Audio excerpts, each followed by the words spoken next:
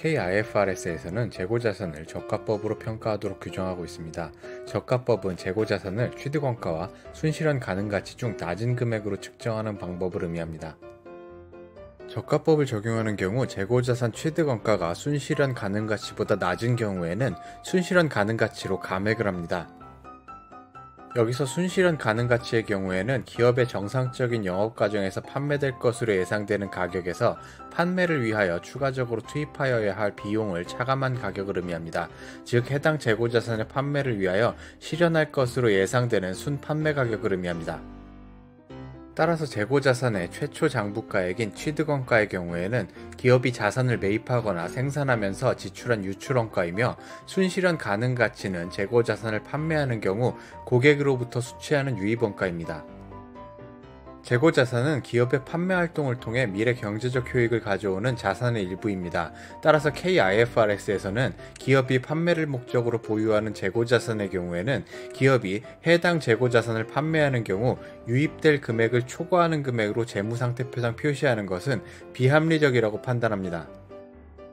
기업이 재고자산에 대한 저가법을 사용해야 하는 사유는 크게 이렇게 네 가지로 구성됩니다. 즉, 해당 재고자산이 손상을 통해서든 진부화를 통해서든 결과적으로 판가가 하락하는 경우 또는 해당 재고자산의 판매를 위해 추가적으로 투입해야 하는 원가가 상승하는 경우로 구성됩니다. 따라서 저가법은 재고자산의 판매를 통해 회수할 수 있는 금액으로 재고자산의 장부가액을 감액하는 것을 의미한다고 볼 수 있습니다. 만약 재고자산의 취득원가가 순실현 가능가치보다 낮아 감액한 평가손실은 발생한 기간의 비용으로 인식하고 재고자산 금액은 평가손실을 차감한 금액으로 표시합니다. 이렇게 평가손실을 인식한 재고자산의 경우에는 매년 순실현 가능가치를 재평가하는데 재고자산의 감액을 초래했던 상황이 변화가 되어 재고자산의 순실현 가능가치가 상승한 경우에는 최초의 장부가액을 초과하지 않는 범위 내에서 평가손실을 환입합니다. 재고자산 평가손실의 회계처리입니다. 재고자산의 취득원가와 순실현 가능가치와의 차액을 차변의 재고자산 평가손실로 단기비용 처리하고 대변의 재고자산 평가충당금으로 재고자산의 차감 항목으로 표시합니다. 저가법의 적용은 기본적으로 개별 항목별로 적용합니다. 그런데 상황에 따라서 유사한 항목들이나 서로 관련이 있는 항목들의 경우에는 통합해서 제품군별로 적용하는 경우들도 있습니다. 저가법을 제품군별로 적용하는 경우는 이렇습니다. 즉 유사한 목적이나 용도를 가지고 있고 동일한 곳에서 생산하면서 저가법을 개별적으로 구분하여 적용하는 것이 실무적으로 부적절한 경우들입니다.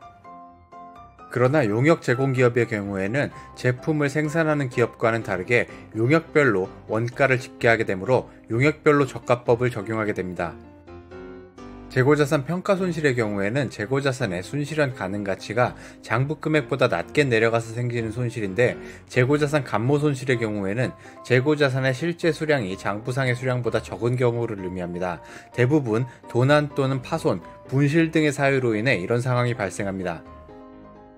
과거 기업회계기준서 시절에는 재고자산 평가손실은 매출원가로 재고자산 감모손실의 경우에는 정상적, 비정상적인 경우로 구분하여 정상적인 감모손실의 경우에는 매출원가로 비정상적으로 발생한 감모손실의 경우에는 영업의 비용으로 처리하도록 규정하고 있었습니다.